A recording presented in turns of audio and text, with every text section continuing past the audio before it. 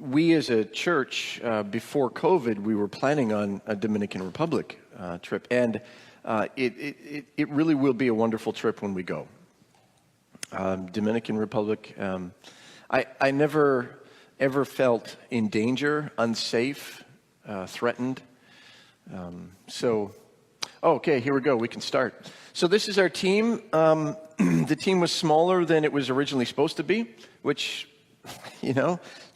that's kind of the nature of missions trips sometimes. So anyway, these are all students except for Bryce and myself. They're the students of RTI this year. There were supposed to be, I think, 3 others on this trip with us, but they weren't. Welcome to Community of Hope. That's Mission 2535, Rick and Tammy Romano. This is the sign. You go into their property. They have 10 acres, and this is the sign. So keep going through it. I'll get through these quickly. So this is the road leading down. On either side are, let's see, on your side, on the left is plantains. On the right are bananas. You really can't tell the difference. You really can't unless you look at the fruit. Of course, they know. Oh yeah, plantains, bananas, easy. I'm like, what? They both look the same, and they taste differently too. You guys would know that. Steve and Jolene would know that. All right, moving on. So we're going down the road. If we turn to the left, they're building a number of houses for missions teams to come. So when we go, we will be turning down this road. It's just off to the left. This unfinished is going to be a community center in which they will, just have a place for people to meet and sell what they grow as a market.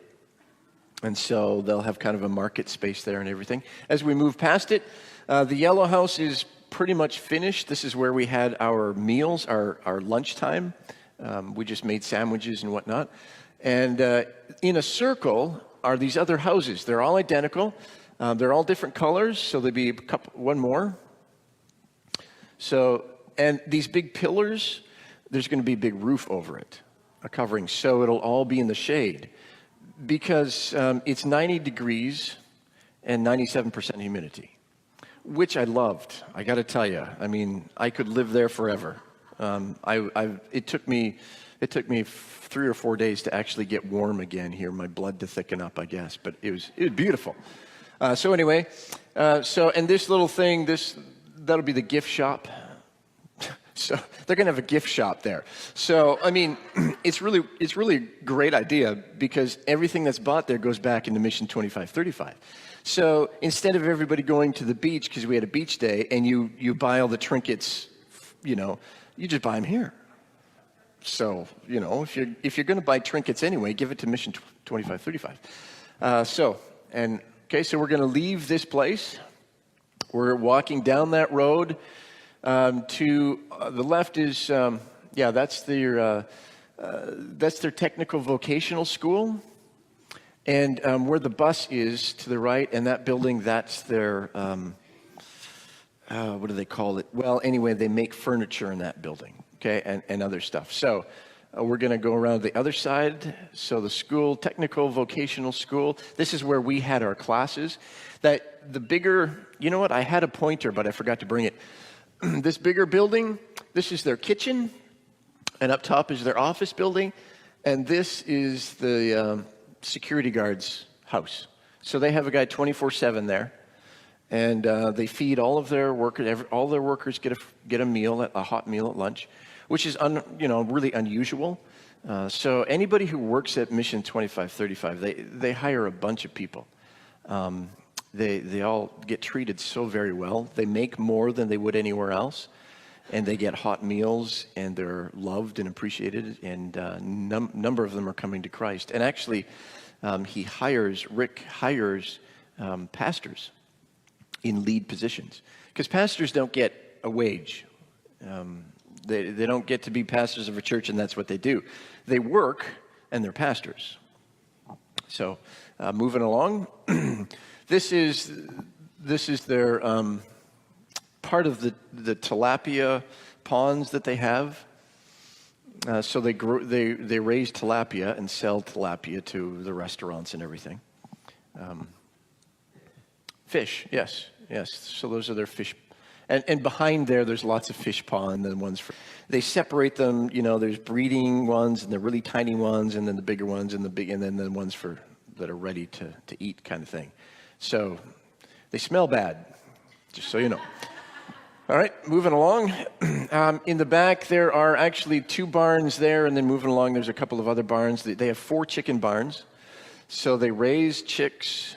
I forget how many weeks it is they raise them, and they have got a contract with, I don't know who it is anymore, but they've got a contract. They buy all of their chickens. So each barn holds about 2,000 chickens. Yeah, so the whole idea of Mission 2535 is to be self-sustainable. So what they make off of their tilapia, their chickens, they have a few other barns with pigs. They've just started shrimp farming, and they sell all their furniture they make, and that all goes back into Mission 2535 to pay salaries for the pastors, for those they hire, and they're building actually a boys' home as well, which if we go, whenever we go, they're starting to build it, so it'll be almost there if we go next year kind of thing. So really just kind of amazing. Go ahead. So this is in the classroom itself. And our air conditioning was that one fan, and there was another one on the other wall. So this was early on because you can't see sweat pouring off of anybody just yet. But it makes a huge difference when you're out of the sun. Like, it's amazing. So here I am getting set to teach. I didn't realize I'm firing up my computer, and I managed to get my daughters in the picture. Woohoo! So I took them with me. So this is just some of, that's almost all the students. At any rate, this lady here is one of our interpreters. Oh gosh, I forget her name, but she's a wonderful lady. And this guy here is a pastor, but he is also in charge of all the construction. So he has his own construction company. He hires they're the ones building the houses, and he's got tons of work. But he's a pastor. He's from Haiti. And it's interesting there. One of the reasons he was there is because what the students had to do in one of the courses they took is they have to kind of get an understanding of culture and people coming from different cultures. And so Haitians coming into Dominican is very difficult to get into the Dominican because Dominicans are very proud. They're proud of their country. They're proud of who they are. And they're definitely not Haitians. Right? And so Dominican, by the way, is very clean. I found it to be very clean. It was pretty modern. I could live there. So he's from Haiti. He came over legally. And by the way, like if you want to talk about immigration, you talk to Dominicans. Like they are just totally aghast that there would be this huge open border. And you'd be like, I don't even want to get into that. But anyway, there's no way you're going to be able to affect their country and vote and take their finances if you're Haitian and you don't come in legally, right? So Haitians are very, in Dominican, they are despised people. They have names for them. They just don't like Haitians. So it was very interesting listening to him about his experience. Orlando, that was his kind of English name, I guess. It was very interesting. He's beginning to be accepted, but he never will be because he's not Dominican. Moving on. Maybe. This is the hotel we stayed at. Another couple of pictures of the hotel. Just kind of to show you, it was really pretty modern there. It wasn't, and then this is the lobby of the hotel. There was a cafe to the left, and you can see the next picture. This is where we're sitting in the lobby. The lobby was really the only place they had internet. And Bryce and I were fortunate because our room was right over top the lobby, so we could still do stuff in our room. The rest of the class, they had to come down here, and they were like, how do you guys get? Well, so a lot of them are I don't know, some of them are checking their homework or whatever. So we went out to the villages, and this lady, okay, so this guy's a pastor. He works at Mission 2535. He's one of the administrators there. And she has been a pastor in this village for almost ever. Nobody's really sure how old she is, but she has brought a lot of people to Christ in the village. If people need help or need prayer, they go there because they know that she knows God and God shows up in her life. So we were there visiting her.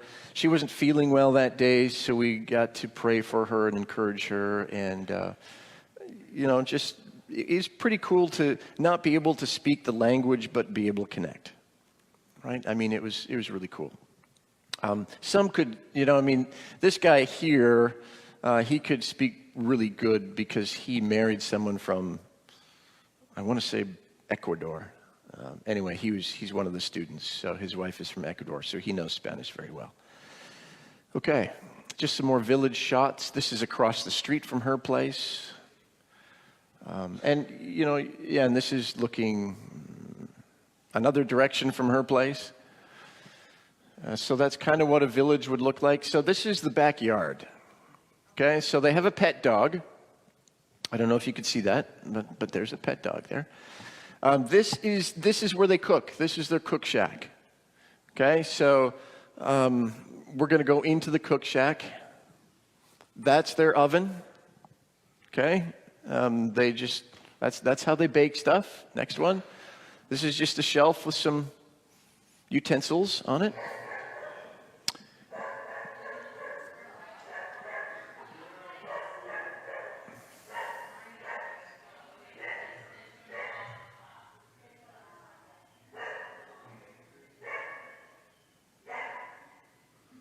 Okay, that's your kitchen.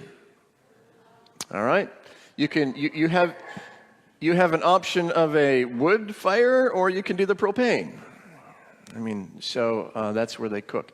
This is just going down one of the roads. The roads were really pretty good. This is Enrique. Enrique is one of the pastors, and he is a full-time pastor. Although actually he does work at Mission 2535 also. He kind of oversees the rest of the pastors who oversee the rest of the guys, kind of thing. Enrique was the president of the Christian and Missionary Alliance churches for the Spanish-speaking churches in the United States. And just this year, he's not. He lives down there in Dominican, but he's been the president. He probably will be the president again. It kind of, it kind of goes around. Anyway, so he was with us. He was a great help. Of course, he knew all these people in the villages and all that sort of stuff. We're in another house. He's giving his testimony, and I don't know why I can't remember his name. But anyway, he's giving his testimony. And the rest of us are there just kind of listening. And he did it in Spanish, so I really don't know what he said. But these people, the house they're in was built by Mission 2535. So they have, there's 2 rooms. And they have another, a cook shack in the back. But the 2 rooms, and all they have in the rooms, in one room they had 2 beds, in the other room they had 4 beds. That's their house. There's no living room. There's no dining room. There's no bathroom. There's no open space. There's no, this is where we hang out and read in front of the fire. None of that. It was pretty basic stuff. But the houses that Mission 2535 built are good houses. And people are just so thankful. People are coming to Christ from that. Go ahead. Just as we're traveling along, you see this everywhere, and I don't know. Everybody's underwear is hanging on the line, so whatever, we all know what underwear looks like. It's not a big deal. So if you want to play this is a.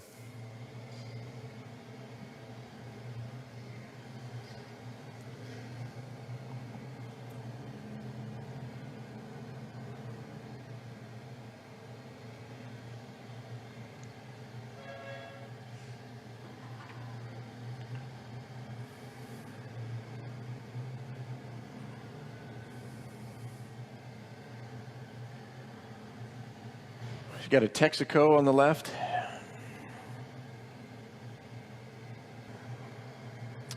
You got sidewalks.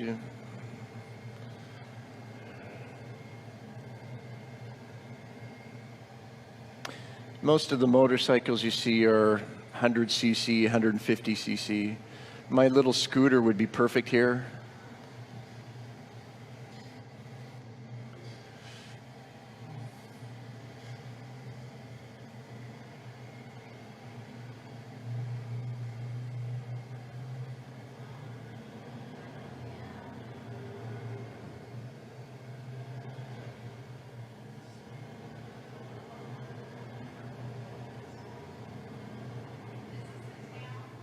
This is one of the towns that you go through to get to Mission 2535. It's not Santiago, it's one of the smaller village towns. So you have some really nice places with gates and everything, and you have some places that are just kind of more shack-like. And green everywhere, of course.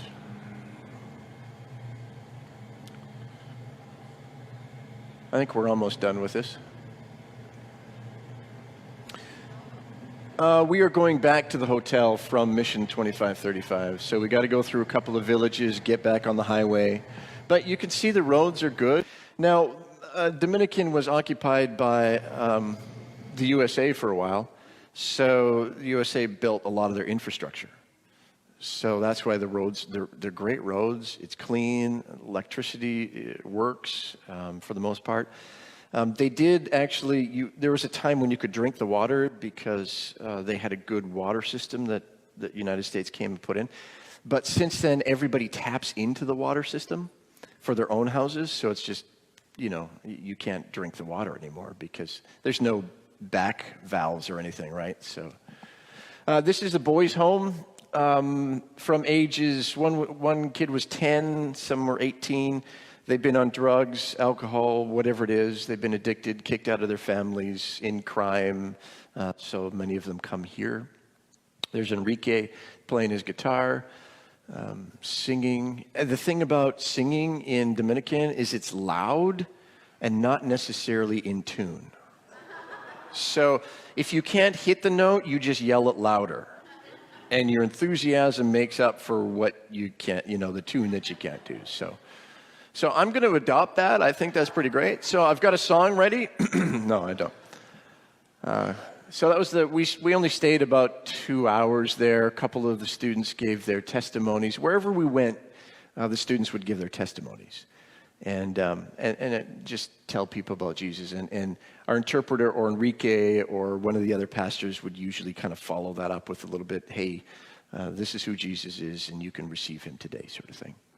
Okay. We don't have to play this one. It was just another travel video,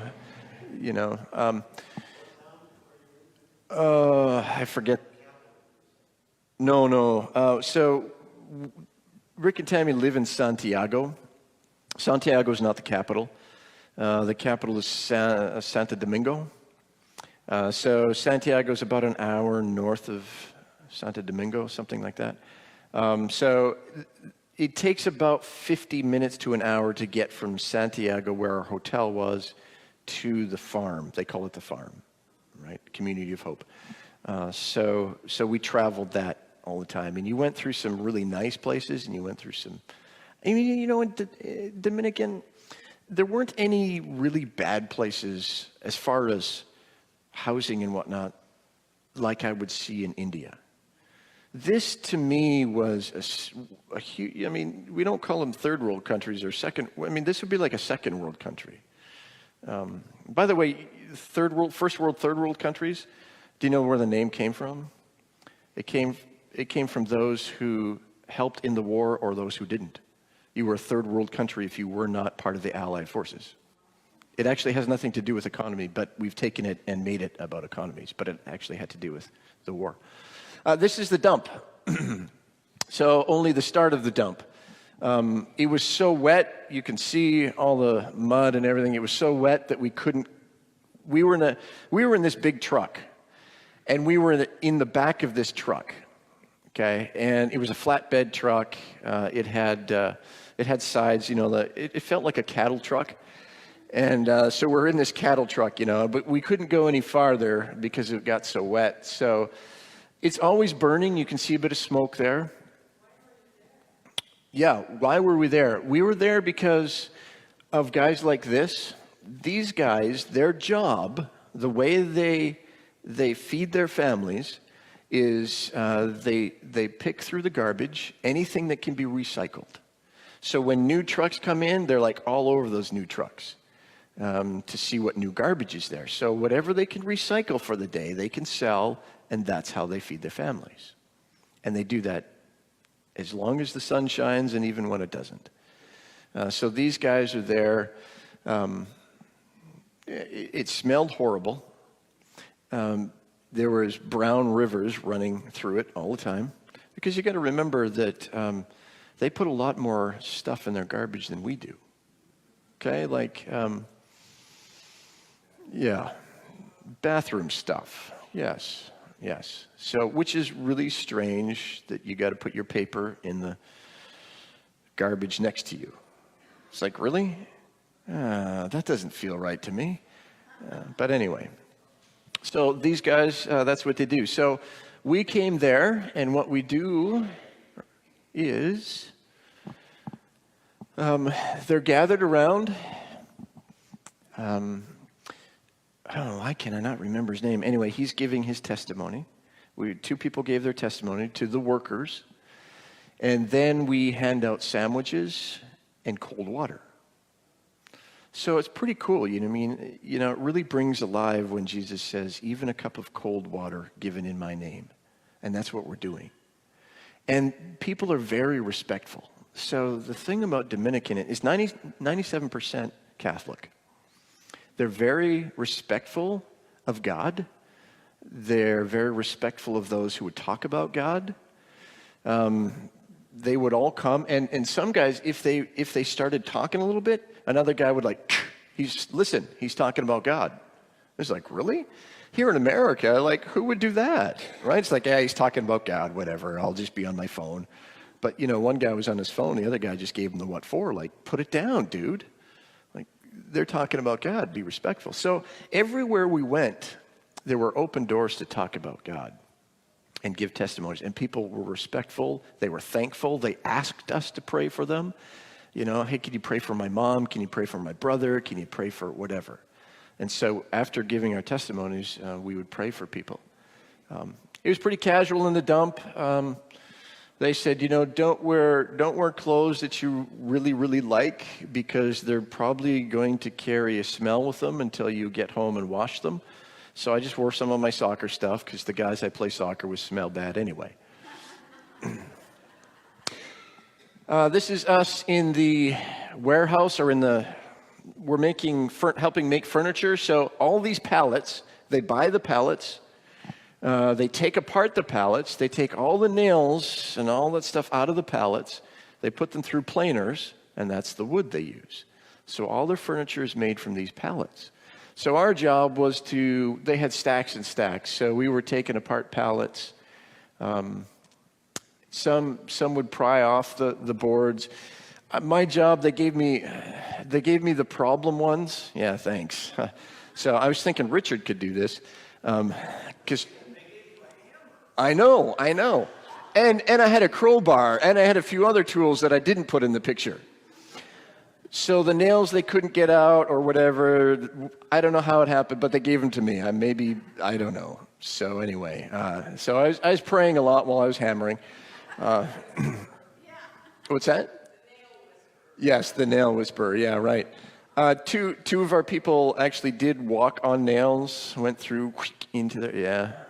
Yeah, but they haven't died as far as I know. So I guess their tetanus shot was up to date. So that's the deal. So I thought you might like that. So there we are working away. And one of the things we did was help clean out the shop because, it was just, so as we're cleaning, this guy's right now, he's not alive. Because we were like, oh, this is cool. And we're all gathered around. One of the workers comes with a board and goes, whap! We're like, what? He says, you don't leave those things alive. They'll eat you. Okay. So he's dead right now, which is why he feels comfortable putting his hand there. But that's just gross. Like, I don't know, just all the eyes and the fur, and it's just, I'm glad it's dead. So this is on our Saturday, pretty casual Saturday. We're not doing any ministry. We went out and got pizza. There's this big, it's kind of like a bazaar kind of thing.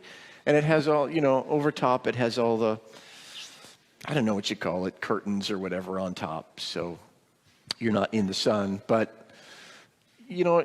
anything you want to eat there, you could eat there. I mean, there's pizza, there's burgers, there's chicken. Yeah. So we chilled out and had a good time. This is Santiago. We're up in a monument, kind of a museum-type monument. So we're looking across. So I got a few looking across. So that's the Dominican flag right here. And it's a beautiful place. It's clean. It's well taken care of. Lots of trees. That's looking an opposite way. They're building apartments like crazy. So if you want to go to Santiago and, do the electrician thing, hey, it's all there for you. Take the business over there. On Sunday, this is where we had our own Sunday service. So this is in one of the resort places, an hour and 20 minutes north of where we were or so. And Sunday we went there, we sat around the pool, we had kind of our church time around the pool. They rent this for all their groups. So they rent it, it's ours, nobody else comes in. And the restaurant across the street makes us food. So it's kind of a package deal. And there's the beach. So this is the Atlantic Ocean. On the other side is the Caribbean, but this is the Atlantic Ocean. So that's just a quick glimpse of that. Yes, it was very warm. Yeah. It's one of those you step in and go, I don't feel water, because it's almost your body temperature. Yeah, which I loved. I thought, man, I think I'm moving to Dominican. I haven't asked Val that yet, so I don't know. So Val, oh no, this is Enrique. This is Enrique's church. His church is a Christian Missionary Alliance church. He was the president of the Spanish-speaking Christian Missionary Alliance. So he's kind of a big deal there. And I just have one more slide after this, but okay, that's okay. So I got to preach in his church. It was a Tuesday night. So it's interesting. They have church Sunday and Tuesday. Sunday, they usually have about 60 people. Tuesday, they were about 30 people there. John is my interpreter. John is Rick's son. John is like Dominican. I mean, he's born here in the United States, but he is Dominican through and through. Like, this guy sounds like they sound, the inflection, he's the best interpreter I've ever had. Like, and if I would accent something, he would do the same thing. I even did some actions, and he did the same actions. I was like, go, John. So the Tuesday night I was invited to preach at, and it was very interesting because Enrique apparently doesn't ask anyone to preach in his church. They're very jealous, I guess, in a good way, of their pulpits. Because what happens is people from America come and they preach like Americans, right? And it doesn't connect with Dominicans. And so I got to know Enrique, and when Enrique asked me, Rick was like, what? Did he ask you to preach? I'm like, yeah, why? And so he told me the story that that's very rare that happens. And so he also said, so be careful. Because if you don't preach properly, you'll never do it again and nobody else will. So, but I guess, a lot of preaching is, blessing preaching or a lot of preaching is guilt preaching. So I preached on Philippians something or other. I preached on Philippians somewhere, not forgetting what is past, but looking forward, pressing on, that kind of thing. So just an encouragement to keep pressing on. And that night, and after, it was really cool because he didn't say that night, but the next day, Enrique came and said, you can come and preach here anytime, and I'd like you to come back. And I was like, yes, thank you, God. So I did something right, I guess. Well, God did something right for me. So that was pretty cool. So that was the trip.